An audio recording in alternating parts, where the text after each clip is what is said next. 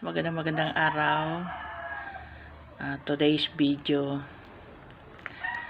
Ngayong mga ilang araw na-realize ko kasi siyempre lang tayo nasasaktan kung ano yung mga naririnig mo kasi wala naman tayong goal dito para tumulong, pero nakakarinig ka rin ng hindi magandang kung anong sa mga kasama mo. Pero alam mo, ang lesson learned dito sa akin huwag kang magtiwala kahit na kanino, kasi yung mag-o-open up ka sa kanila na kung ano yung mga nakikita mo, kung ano yung nasa loob mo, huwag kang magtitiwala kahit na kanino. Kahit kapamilya mo pa yan, kahit lagi mo pa nakakasama yan, alam mo, magtitiwala ka lang talaga kay Lord. Ihingi mo lang talaga ng tawad kung ikaw ay nagkamali, at saka ipag-pray yung mga taong naguguluhan or ano. Basta huwag kang magtitiwala kahit na kanino, dahil pagka sa kay Lord ka diretso ng mga problema mo, makikita mo kung sino may mga taong totoong nandyan sa iyo, yung mga taong dapat mong pagkatiwalaan. Kaya dapat tayo ay mag-pray lang lagi. Hindi tayo dapat nagtitiwala kahit na kanino. Basta yun lang ang natutunan ko sa buhay ko ngayon na may pinagdadaanan ako, kasi wala, as in wala. Daan sana. Oo.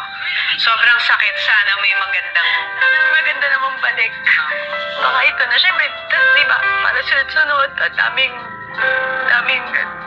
nanghusga. Dahil lang nakita nila yung maliit na part na yon, nahusgahan na nila yung hanggang since birth mo, na masama kang tao. Hindi, pinanganak kang masama. Ang daming kwento na lumabas na gusto ko nang depensahan yung sarili mo. Hindi mo na pwedeng depensahan kasi may video na eh.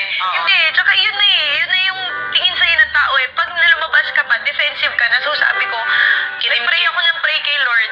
Tapos kinimkim na lang, sasabihin lagi ni Lord, tignan mo ate mo. Quiet lang siya. Wala nga siyang ginawa. Ikaw nga may ginawa. Yung ate mo quiet lang.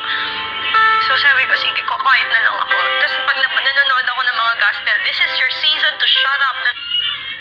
Lord is saying for you to shut up. Yun ang ganun eh. So, nung time na yun, sabi ko, okay, will din ni Lord yun para matuto ako, para mag-mature ako, para siguro meron ako talagang kailangang pagdaanan to become a better person para sa ano na yung sitwasyon na yun. So, hindi ko rin sinisisi, pero syempre masakit.